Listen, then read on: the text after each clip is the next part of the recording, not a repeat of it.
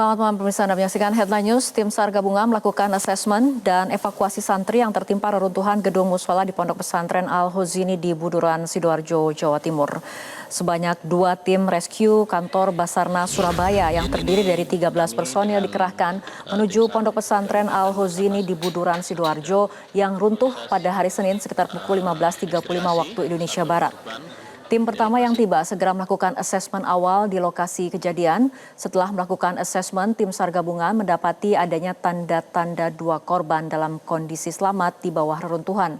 Tim kedua tiba dengan bantuan peralatan tambahan dan tim SAR gabungan langsung melakukan pembukaan akses dengan menggunakan peralatan ekstrikasi. Hingga saat ini, tim SAR gabungan masih berupaya untuk membuka akses ke lokasi santri yang tertimpa reruntuhan saat melakukan sholat di lantai bawah. Sementara itu, jumlah korban dari kejadian ini masih belum dapat dipastikan. Sebelumnya, informasi yang didapat kejadian ini bermula saat dilakukan pengecoran di lantai 4 sejak Senin pagi 29 September 2025. Diduga pondasi tidak kuat sehingga bangunan dari lantai 4 runtuh hingga lantai dasar. Untuk mengetahui kondisi terkini di Pondok Pesantren Al-Hozini, Sidoarjo, Jawa Timur, telah terhubung bersama kami jurnalis Metro TV Mahmud Fauzi. Mahmud, bagaimana proses evakuasi korban yang tertimbun hingga malam hari ini? Baik Fitri, hingga malam ini proses evakuasi korban robohnya musola di Pondok Pesantren Al-Hozini di Kecamatan Buduran, Kabupaten Sidoarjo masih terus dilakukan. Dari informasi yang kita terima, tadi diketahui ada sekitar 3 atau 4 korban yang saat ini masih terjebak di reruntuhan tepatnya di lantai 1 musola Al-Hozini. Bahkan tadi beberapa tim SAR juga sudah mulai berkomunikasi dengan beberapa korban yang selamat dan masih berkomunikasi. Tadi Wakil Gubernur Jawa Timur Emil Dardak juga menyampaikan proses evakuasi ini akan dilakukan non-stop sampai seluruh korban yang berada di lantai dasar menunjukkan proses evakuasi yang masih terus dilakukan di lantai dasar musola Al-Hozini.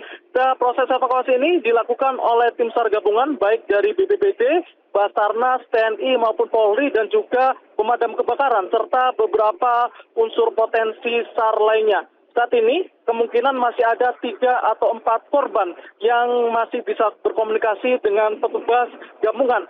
Sehingga saat ini proses evakuasi difokuskan untuk menyelamatkan korban yang masih tertimbun di area reruntuhan musola Al-Hozini ini. Tadi kita juga sempat berbincang dengan Kepala Kantor SAR Surabaya, Nanang Sigit. Beliau menjelaskan meskipun saat ini proses evakuasi yang dilakukan bisa tergolong sangat beresiko, namun semuanya telah melalui proses asesmen yang telah dilakukan oleh tim dari Basarnas. Sehingga dipastikan meskipun beresiko, proses pencarian ini bisa dipastikan aman. Namun pada proses pencarian ataupun evakuasi kali ini, petugas Basarnas tidak menggunakan alat berat karena dimungkinkan jika menggunakan alat berat akan berisiko bagi korban maupun bagi petugas gabungan yang sedang melakukan proses evakuasi. Saat ini proses evakuasi dilakukan dengan menggunakan alat-alat tertentu seperti alat pemecah beton dan juga alat pemotong besi. Proses evakuasi saat ini difokuskan di 2 titik di musola Ponpes Al-Hozini, yakni di area tengah dan juga area selatan musola. Jadi saat ini ada 2 tim yang dibagi, yakni tim di area tengah sedang mengevakuasi 1 atau 2 santri yang tadi sempat berkomunikasi dengan petugas, sementara yang di bagian selatan juga sedang dilakukan proses evakuasi. Namun untuk lebih detailnya, kita tidak bisa mendekat lebih jauh lagi karena sudah dipasang garis polis lain, sehingga hanya petugas yang terlatih yang diperbolehkan untuk masuk ke area jatuhnya musola di Ponpes Al-Hozini Sidoarjo ini. Sementara demikian, Fitri. Ya, Mahmud, bisa Anda kemudian update kembali artinya total berapa korban yang saat ini masih terdata tertimbun di bawah reruntuhan?